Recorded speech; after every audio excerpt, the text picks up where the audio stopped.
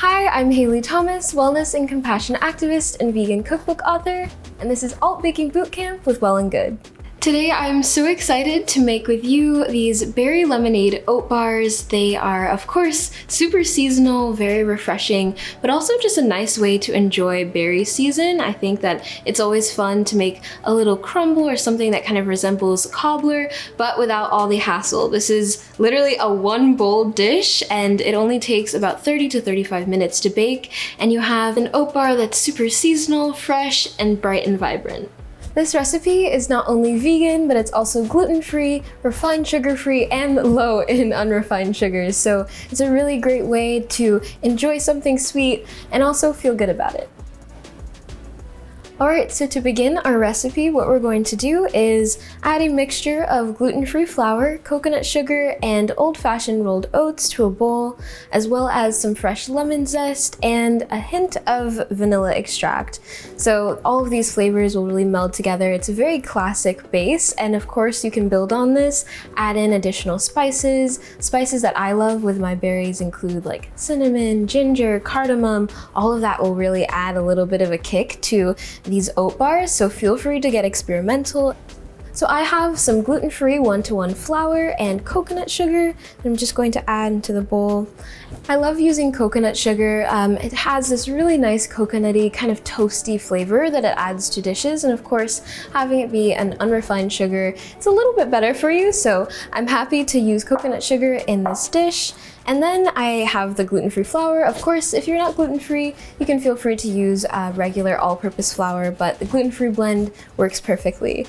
Okay, now we have some old-fashioned rolled oats here, and I'm using old-fashioned because it really gives the bar a really nice texture, so you're able to have that bite of the oats here. And now we're going to add in some freshly zested lemon here. So I'm just adding about a tablespoon, and I want to reserve a bit to sprinkle on top of our strawberries before they go in the oven and a little bit after. It already smells so nice. I feel like zest is one of the best smells in the world, so this is a very joy-inducing recipe if you also happen to love the smell of citrus. And now I'm just going to add in teaspoon of vanilla extract, as well as some coconut oil. And this is just going to bring our oat bar base together. It'll help all of the ingredients stick, but it also kind of adds a nice buttery flakiness to the bars as well. And now all I'm going to do is transfer this to our parchment-lined baking pan. And this is about an 8x8 baking pan, square baking pan. So this should work perfectly for you at home. Now I'll just spoon this in here. And I want to reserve about, let's say a tablespoon or two of this mixture for sprinkling on top of our fruit once we lay it down. So just be mindful that you'll want a little bit left over. So now, of course, you can feel free to use a spatula or the back of a spoon, but personally, using my hands is like the most effective way to get everything spread out properly. And you want to make sure it's just spread evenly across the surface of the baking pan. So the surface of our pan is covered, it's nice and evenly spread out here. And now what we're going to do is add on our fruit. So I have an assortment of berries, strawberries, blueberries, and raspberries, but of course you can have fun with this as well. So add in whatever berries you'd like. Blackberries would be amazing. Eating in season not only brings your body more abundant and vibrant nutrients, but you also really get to experience the fruits at their peak. So you'll have like ultimate flavor, ultimate ripeness. And just want to cover the surface here of our oat base. So I think we have a nice strawberry base here, and it's just beautifully pink and vibrant. I love it. And now what I'm going to do is add in the rest of our berries. So raspberries and blueberries here. You can lay them out however you'd like. I'm just kind of randomly adding it on top, mixed in. It looks so cute.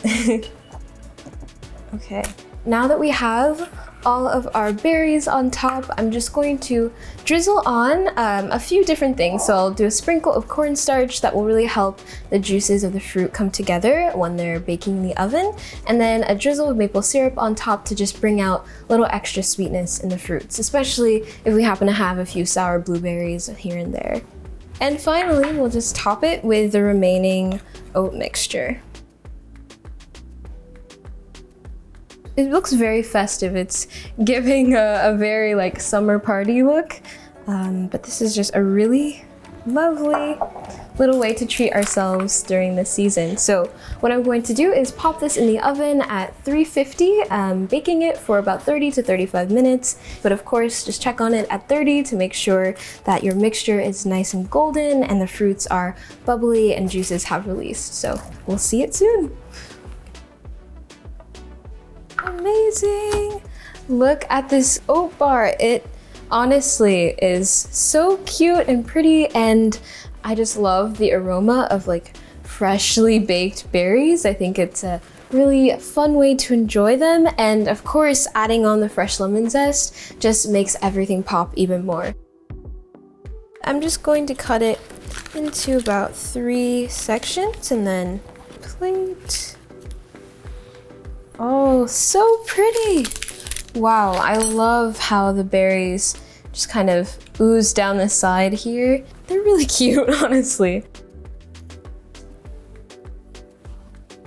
Oh, I love strawberries so much. It's interesting, you know, it has a really classic flavor, but at the same time, you get this really like deep, rich sweetness, and the pop of the lemon zest is just lovely, but also the coconut in here really complements everything well. It just harmoniously ties everything together. Thank you so much for watching. Be sure to subscribe to Well+Good for more delicious recipes, and find this recipe in the description box below. Thanks, bye!